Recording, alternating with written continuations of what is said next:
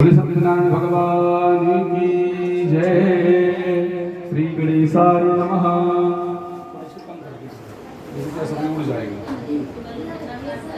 श्री गणेशाय नमः। श्री सूत उवाच एकदा नैमिषारण्ये ऋषिः सवनकादया पप्रच्छुर्मुनिना सर्वे सूतं पौराणिकं खलु।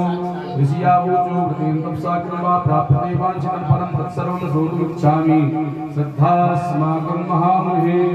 एक समय की बात है, नैमिषारण्य नाम के तीर्थ पर 88,000 ऋषिगण एकत्रित होते हैं और श्री सूत जी महाराज से प्रश्न करते हैं। सूत जी महाराज, घोर कलिकाल आने वाला है। इस कलिकाल में मानव जो है मंद बुद्धि का हो जाएगा, उसके भाग्य मंद हो जाएंगे, उसके कर्म मंद हो जाएंगे। ऐसा कोई व्रत हो, ऐसा कोई पूजन हो जिसके करने मात्र से छोटा उपाय हो, जिसके करने मात्र से उसके समस्त पाप समस्त दुख नष्ट हो जाएं, वह सुखी हो जाए। ऐसी कामना हेतु शौनकादि ऋषियों ने सूत जी महाराज से प्रश्न किया। तब सूत जी महाराज कहते हैं, ऋषिगणों, एक समय की बात मैं कह रहा हूँ। एकदा नारदो योगी परानुग्रह कांक्षया परितान विधान लोकान नत्व लोक मुपाता। एक बार देवर्षि नारद 14 लोकों का भ्रमण करते हुए और नत्व लोक में आते हैं। नत्व लोक पर आकर क्या देखते हैं? नाना योनि समुत्पन्ना बच्चन्ते पाप कर्मी।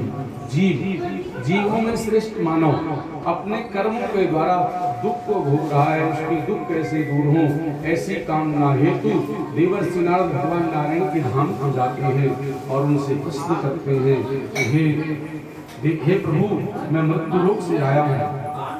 स्तुति करते हैं, पूर्व में स्तुति से प्रसन्न होते हैं और भगवान नारायण ने देवर्षि नारद से प्रश्न किया, कहाँ से आए हैं, कहाँ जाने के लिए तैयार हैं, आपकी क्या कामना है? तब भगवान नारायण देवर्षि नारद को कहते हैं, देवर्षि नारद को कहते हैं, हे प्रभु, मैं मृत्युलोक से आया हूँ और जो मृत्युलोक का मानव है बहुत ही दुख को भोग रहा है, उसके दुख कैसे दूर हों? तब भगवान नारायण कहते हैं, सत्यनारायण का व्रत, जो सत्यनारायण नाम का व्रत है, जिसके करने मात्र से संसार के समस्त दुख नष्ट हो जाएंगे और वह सुखी हो जाएगा। ऐसी यह कथा है। देवर्षि नारद ने भगवान नारायण से प्रश्न किया, इस कथा को करने के बाद मिलेगा क्या? किम फलम किम विधानम च, क्या फल मिलेगा? तब तो उसको मानव करेगा। तब देवर्षि नारद भगवान नारायण कहते हैं कि हे प्रभु, जो व्यक्ति इसको करेगा उसके दुख दुर्भाग्य दूर हो जाएंगे, नष्ट हो जाएंगे, सौभाग्य की प्राप्ति हो जाएगी, संतान की प्राप्ति हो जाएगी और जहां भी जाएगा निश्चित ही विजय को प्राप्त करेगा। इसमें कोई संशय नहीं है। इस प्रकार से देवर्षि नारद को भगवान नारायण ने इस व्रत का फल और विधान दोनों बतलाया है। देवर्षि नारद ने भगवान नारायण को नमस्कार किया है और नृत्य लोक की तरफ प्रस्थान करते हैं।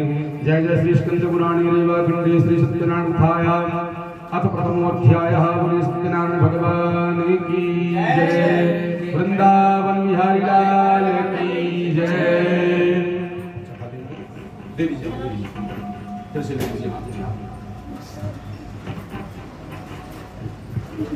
दूसरे अध्याय की कथा प्रारंभ कर रहे हैं। सर्वप्रथम इस पृथ्वी पर किसने इस कथा को किया है? ऐसी कथा है, निश्चित काशी पुनेरम में राशि विक्रोति निर्धनः क्षुत्रिभ्याम व्याकुलो भूत्वा नित्यं बभ्राम भवितुः। एक काशी नगरी है जहाँ पर सतानंद नाम का ब्राह्मण रहता था। वह भूख प्यास से त्रसित होकर अपने परिवार को भोजन कराने की कामना हेतु भिक्षा मांगता।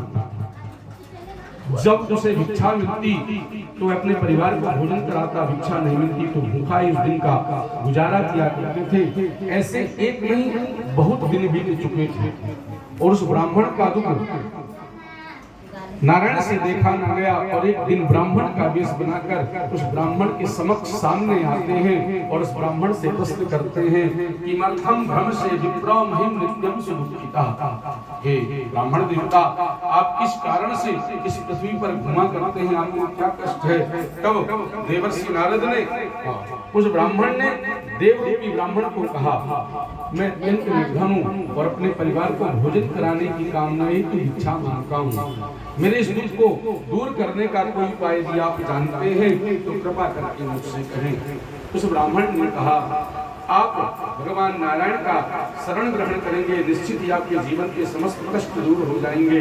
और वह ब्राह्मण मन में संकल्प करता है कल प्रातःकाल जो भी मुझे धन प्राप्त होगा उससे मैं भगवान नारायण का पूजन करूंगा। इस प्रकार से वह रात्रि में सोता नहीं, प्रातःकाल ब्रह्म मुहूर्त में उठता है और स्नान इत्यादि क्रिया से निवृत्त हो भगवान का पूजन करता है, संकल्प करता है जो भी मुझे धन मिलेगा वह समस्त भगवान का पूजन में मैं लगा दूंगा, ऐसा संकल्प करता है। इसके बाद वह भिक्षा मांगने के लिए जाता है। भिक्षा मांगने में उस ब्राह्मण को आज बहुत सारा धन मिला है। वह प्रसन्न चित्त होकर समस्त सामग्रियों को एकत्रित करता है, अपने इष्ट मित्रों को बुलाता है, ब्राह्मण को बुलाकर और भगवान का पूजन प्रारंभ करता है। ब्राह्मण का नित्य प्रति का नियम बन चुका था कि मुझे भगवान का पूजन यजन प्रतिदिन करूंगा। हर महीने की पूर्णिमा को वह भगवान सत्यनारायण की कथा को करता, श्रवण करता, प्रसाद को ग्रहण करता और भगवान का भजन करता, नित्य प्रति मस्त रहता था भगवान के भजन में। भगवान का अनुग्रह हुआ, उस ब्राह्मण के घर में समस्त ऐश्वर्य की प्राप्ति हो गई। उस रास्ते से जहाँ पर यह ब्राह्मण निवास करते थे, लकड़ियों को बेचने वाला नित्यपति गुजरता था। उसने मन में विचार किया ब्राह्मण के दर्शन नहीं हुए, आज ब्राह्मण के दर्शन करना चाहता हूँ। लकड़ियों का गट्ठा मस्तक से उतार कर और जहाँ घास फूस की कुटिया थी वहाँ महल बन चुका था, उस भवन में प्रवेश करता है। ब्राह्मण को नमस्कार कर मधुर शब्दों में प्रश्न करता है, ब्राह्मण देवता यह सब धन वो आपको कैसे प्राप्त हुआ है? वह ब्राह्मण कहता है मुझ पर एक ब्राह्मण की कृपा हुई, मेरे दरवाजे पर आए और उन्होंने मुझसे कहा कि आप भगवान नारायण का पूजन करेंगे तो निश्चित ही आपकी समस्त कामनाएं पूर्ण हो जाएंगी। इस प्रकार से वह विधि विधान बतलाकर यहाँ से अंतर ध्यान हो जाते हैं। वह प्रहार कहता है मुझे भी इसका विधि विधान बतला में मैं भी इसको अवश्य करूंगा।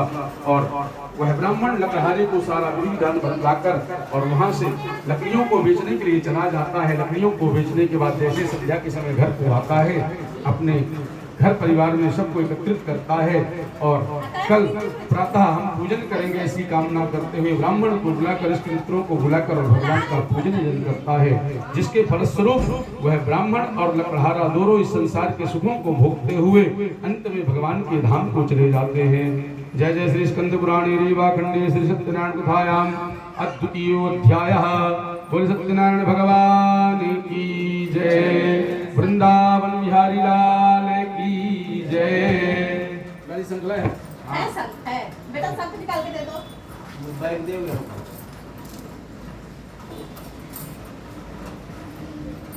क्या बजा रहे हो?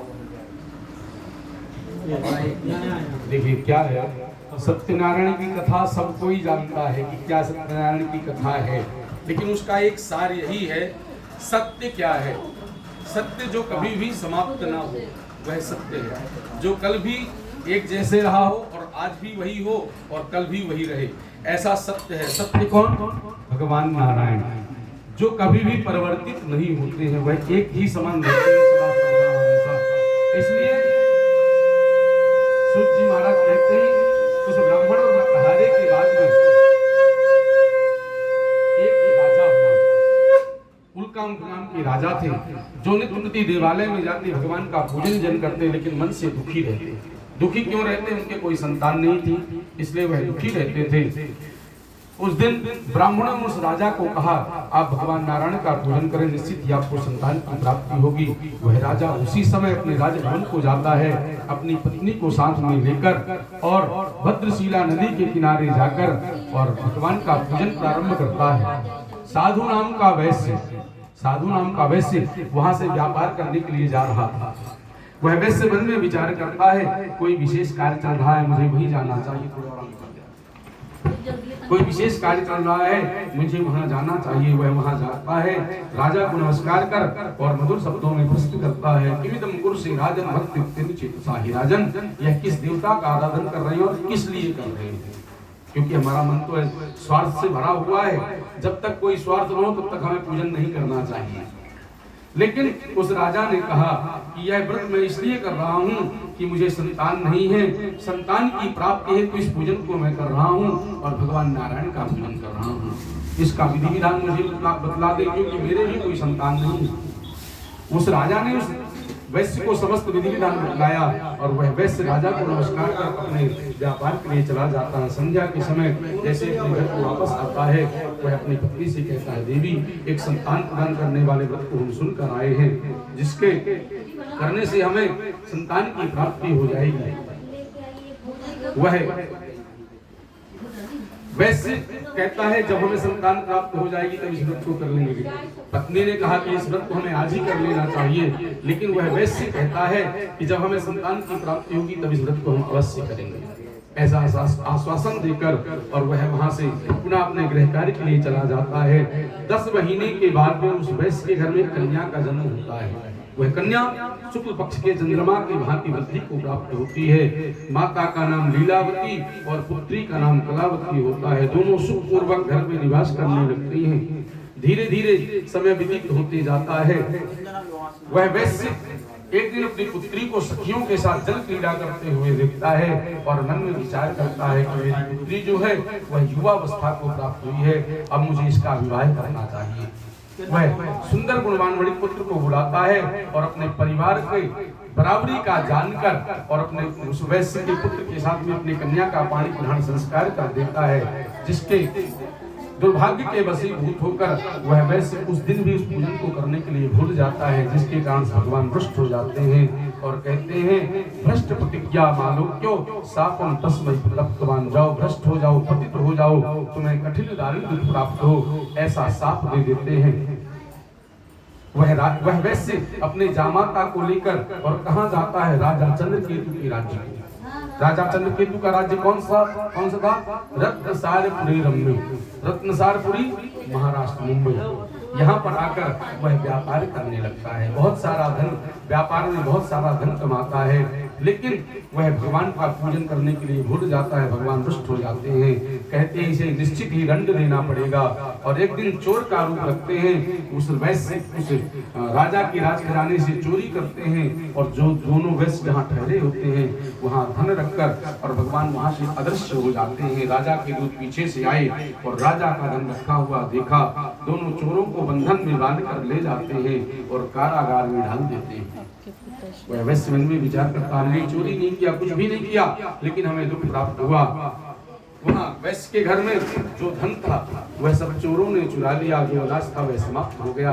माता और बेटी दोनों दुखी रहने लगी, भिक्षा मांगने लगी। एक दिन वह वैश्य की पुत्री नगर को जाती है। नगर में एक ब्राह्मण के घर में भगवान का पूजन हो रहा था। वहाँ बैठकर उसने कथा को श्रवण किया है, प्रसाद को ग्रहण कर रात्रि के बाद अपने घर को आती है। माता दरवाजे पर खड़ी थी और माता पुत्री से कहती है, बेटी तुम्हारे मन में क्या विचार है?